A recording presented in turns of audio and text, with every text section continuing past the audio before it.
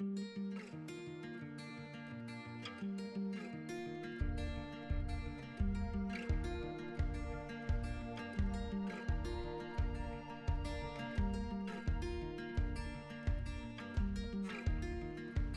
now I'd like to introduce Dr. Anita Barak-Stotz.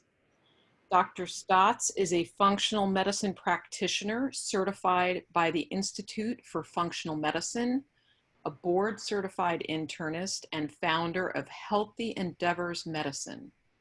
Prior to her functional medicine career, she worked in conventional medicine settings as a primary care physician and a hospitalist. Dr. Barak-Stotz enjoys walking, cooking, and reading in her spare time. Well, thank you, Meg, for the nice introduction, and I'm glad to be with you again to discuss the Omentum. So I must admit that as an internist and a non-surgeon, I didn't really know much about the Omentum. So as I prepared for this presentation, I learned a great deal. You see some sketches of the Omentum there. So the word Omentum, interestingly, comes from the ancient Egyptians, who, when embalming human bodies, used to assess their omens by looking at the Omentum. And it's a structure that we don't think about very much, but very important. It's often described as a fatty apron, but its structure is really a little bit different, and I will go over that with you in just a minute. Can we go back one, Meg? I'm sorry. Thank you. So we'll be talking about a couple of different structural aspects. The omental glomeruli, which have to do with the filtering capabilities of the omentum, milky spots, which have to do with its immune function, and it's also got the capability of absorbing fluids at a highly efficient rate. So, okay, now we can go forward. So the omentum, I think of the structure as more like a sandwich than an apron. It's got two layers of mesothelium, and the definition down there is for you. The mesothelium is the epithelium that lines the pleurae, which is the cavity that the lungs sit in, and the covering of the lungs, the peritoneum, which is the abdominal cavity, and the pericardium, which is the sac around the heart. So it's a particular type of tissue. And the filling consists of adipocytes, which are the fat cells, and also white blood cells, and then another layer of mesothelium. The white blood cells are, as you probably know, really important in the immune system. They protect us against invaders and infections. So the omentum has a rich vascular supply, including these convolutions that are termed omental glomeruli. So the glomeruli that we usually think of are actually in the kidney, and they are filtering the fluids in our body constantly. So they're interestingly active filters. So they're not just allowing things to go through, but they're really picking and choosing what goes through and what stays on the other side. And they have an enormous surface area. There's so many tiny little blood vessels in the omentum that if you were to spread them all out, the surface area would be enormous. And so there's a definition for you that explains how this word glomerulus actually refers to a ball of yarn. And there it is. So the filling of that sandwich consists of a couple of different types of white blood cells in addition to the fat cells. And I should mention that the fat cells are actually not just sort of sitting there, they're very metabolically active, and they secrete a lot of different chemicals that are signaling chemicals in the body.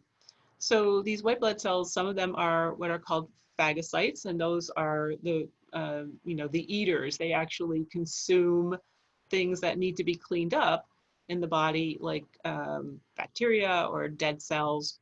And they aggregate to form milky spots. So each milky spot has about 600 white blood cells. And they are very active in the immune reaction to protect us from infections and foreign invaders. So let's talk about the omentum as an immune structure. Uh, so in functional medicine, which is the specialty that I practice now, we use the term defense and repair to describe what happens in the immune system. So the immune system is defending us all the time from germs and foreign substances, but it's also very involved in repairing tissue that gets damaged either by trauma or by illness.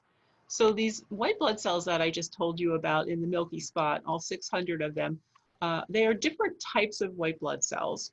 And the interesting thing is that they can come and go. They may just be in the milky spot, but if they need to, they can leave the milky spot and go where they are needed. And this happens in other parts of the body as well, by the way. So this is not unique to the omentum, but it's a very useful function. And they can also differentiate into the type of cell that's needed to address any threats that are going on. So if you can picture this sort of sandwich that's covering over the abdominal organs, and there's fluid in our abdomen, this fluid is constantly circulating through these milky spots. So they are constantly analyzing what is coming through. The milky spots collect cells, antigens, and antigen is anything that stimulates the immune system. They also collect bacteria and they analyze it. They take a look and see what is it, and then they decide what to do.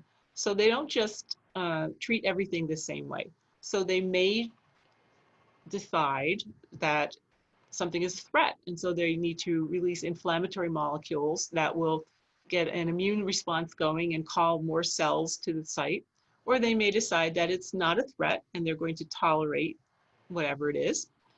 Or they may begin the process of fibrosis, which is like a walling off of, especially in an infection. And we'll go over an example of that in a little bit. So the omentum is very important in helping to process and balance fluid in the abdominal cavity. The endothelium, which is the lining of blood vessels, and the mesothelium of the omentum are specially adapted. They facilitate the movement, the transmigration of these leukocytes, which we just talked about earlier, and they also accommodate rapid fluid shifts. So the cells and the chemicals can move as needed. So for example, if the milky spots determine that there is a need to address an infection, not only will they be able to send cells to the place that's infected, they can also send fluid containing chemicals that signal the immune system to do even more protective functions. And this process is part of homeostasis, which is maintaining the balance in the body. So you see from the diagram, it's just a little cartoon of the surface of the omentum, and the little white blood cells are in there, and they can stay there or they can move. And the same thing with the fluid. So macrophages are some of the white blood cells that are contained in the milky spots, and they're super important cells. They are actually the ones that will consume things that are no longer needed, like dead cells, or bacteria or viruses, or things that are actually infectious agents. So they are known as phagocytes, which translates roughly into eating cells, eaters, and they're able to proliferate also. So if the body senses that it needs more macrophages, it will make more. And then they can migrate when they're stimulated to do so and go to where they're needed. And they're really kind of scavengers. So the omentum is also intimately associated with the stomach and the gastric lymphatic drainage, in addition to the other abdominal organs. So one question that's been addressed over time is, does the omentum itself move to where it needs to go? So if it senses an infection or some other issue that needs to be addressed, will the omentum actively move? And studies were actually done on this, and the answer is no, it doesn't move actively by itself. It doesn't have any capability of doing that, but it really can be moved by passive movement. And this is influenced by a number of factors, including the position of the body, also the activity of the animal. In this case, we're talking about humans, so the activity of the person is important too. So not only our voluntary activity and positioning, but also some movement on the inside of the body. So for example, peristalsis. Peristalsis is the description of the constant movement of the digestive system all the way from our mouth to our rectum. There's constant movement. And so that movement helps the omentum to be able to move around as needed. And also the diaphragm moves up and down as we breathe. Each breath that we take, the diaphragm is moving. And that is another way that the omentum can move passively. So here's an example of how the omentum would go to work as an immune organ. We can see what it does by looking at one example that's actually pretty common. So we're going to talk about what happens in peritonitis. So peritonitis is an inflammation or infection of the peritoneum, which again is the abdominal cavity. And one way that can happen is if somebody has an inflamed appendix. The appendix is a little nub that is off the intestine, and it can become inflamed and it can actually burst open. And when that happens, that infected material goes right into the peritoneum and it causes peritonitis. So what happens is that there's rapid absorption and clearance of bacteria and foreign materials. And one of the ways that the omentum does that is by actually supplying the white blood cells. It sends the white blood cells to the peritoneal cavity. So they get the signal that the appendix has burst. All this infected material is coming into the peritoneum. And so the omentum steps up the game. The white blood cells in the milky spots leave the milky spots and they go off to the peritoneal cavity where there's this ruptured appendix. The first line of defense would be the macrophages. And after that, neutrophils, which are another type of white blood cell. Now, the omentum will also adhere to and try to seal off areas that are contaminated. So contamination in this case would be from the infected material in the appendix. The first substance that it secretes in order to seal off the area is fibrin and eventually collagen. So if somebody bursts their appendix and does not get surgery, ultimately that's what would happen if the person survives, was that this infected appendix would get walled off. And that's just one example of what the omentum does during infections that are severe infections. So the question would arise, since I'm telling you how important the omentum is to help the body with the immune system, we would wonder, well, would it put a person at a higher risk for infection if he or she does not have an omentum? And there was one small retrospective study that did show that removal can impair the peritoneal defense mechanisms.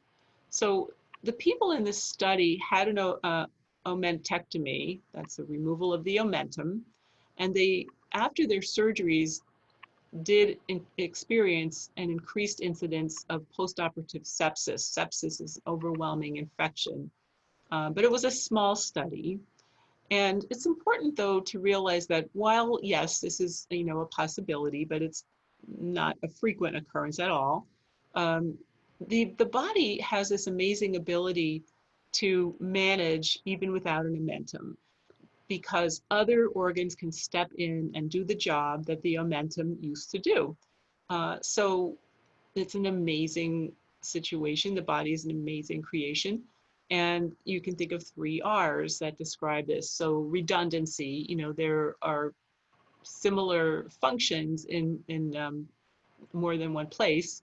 And also sometimes if you, in a different example, if you remove part of an organ or part of an organ is not functioning well, the other part of the organ will step up the game and be able to compensate. The body is also very resourceful. So if it can't get the job done one way, so there's no more omentum, white blood cells may migrate from the small intestine, for example, if they're needed. and it's also very resilient. So even when people have had their omentums removed, um, and have to recover from the surgery and other treatments that are going on, the body is able to heal and is able to go back to a state of health. Um, and again, that's homeostasis. And as we'll learn, there are things that you can do to help your body manage living without an omentum. And some of the other speakers are going to address that. So let's talk about the omentum in disease. The omentum itself is rarely a source of disease or pathology, but it's a frequent site of metastatic disease in many different types of malignancies. So it's often been removed as part of resections for various types of intra-abdominal malignancies. And we know ovarian cancer in particular is characterized by the tendency to spread intraperitoneally into the abdominal cavity and to involve the omentum. So I defer to Dr. Montalto for any additional discussion about contemporary surgical practices, but I did run across in my reading that patches are sometimes used, little bits of omentum can sometimes be used in certain surgical repairs and reconstructions, and this has worked out very well. And there's an article for you to look up if you would like to. So to summarize, the omentum has a central position in peritoneal defense because it has the innate immune function that I just told you about. It has the high absorptive capacity. It's able to filter fluid at a high rate. And it also can adhere to adjacent structure to seal off GI defects, GI meaning gastrointestinal, and to promote healing. The reason that it can do this so effectively is because it has what's called angiogenic activity. Angiogenic means the ability to form new blood vessels.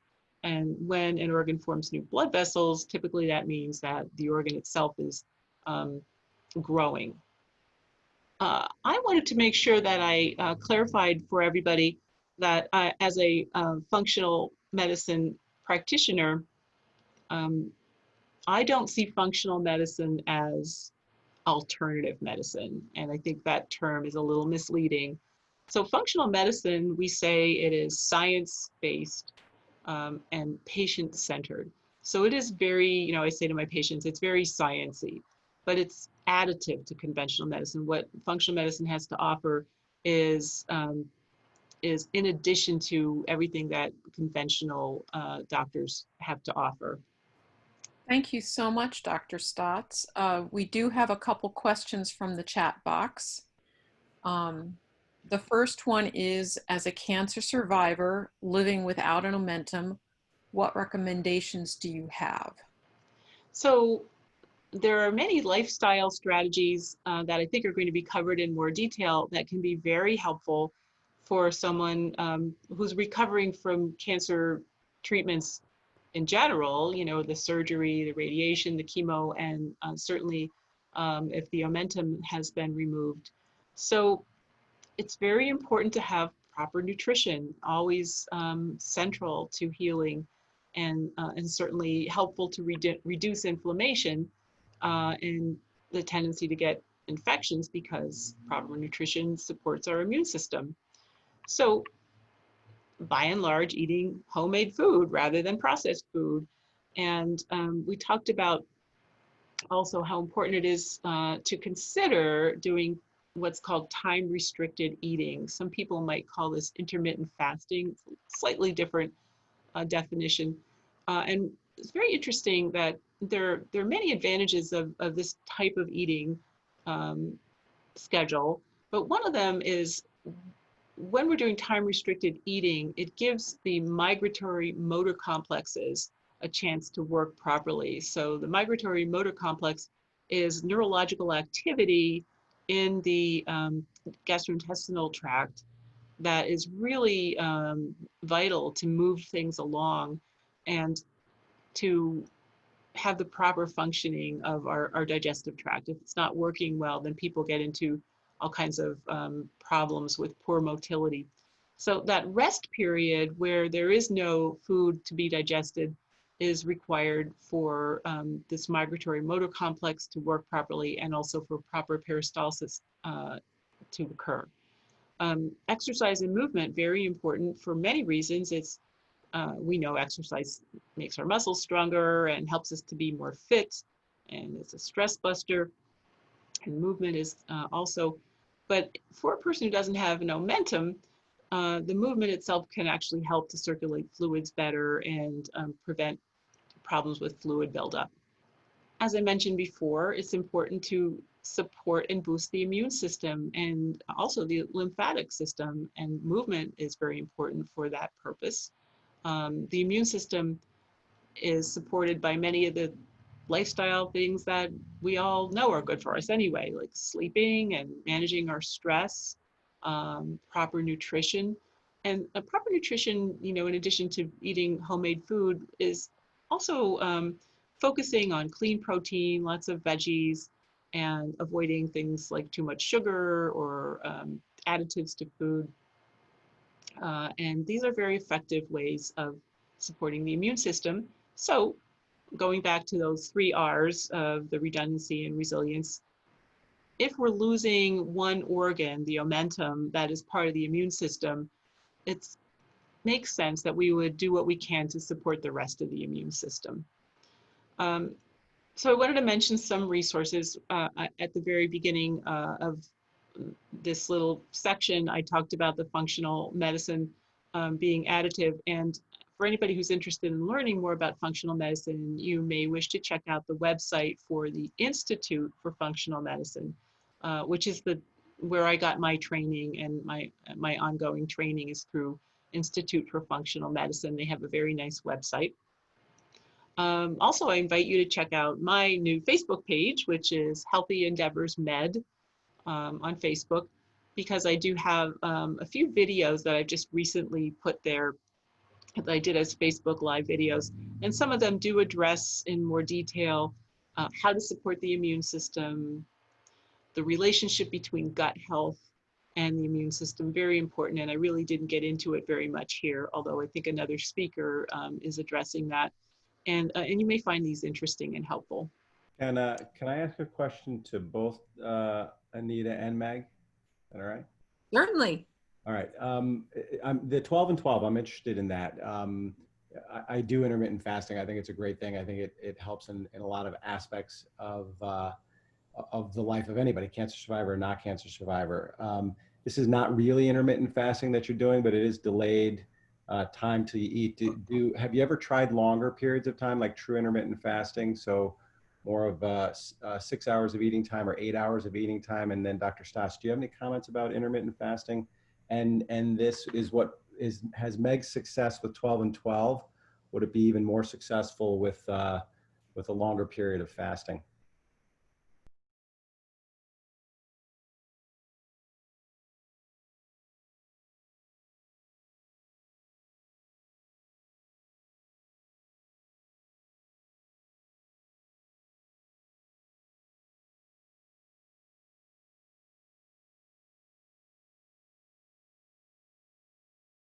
Sure. Well, so most people would do this time restricted eating by confining eating, you know, consumption of energy to an 8 hour window during the day, and then have a period of fasting for 16 hours. That's probably the easiest way. And again, some people would call this intermittent fasting.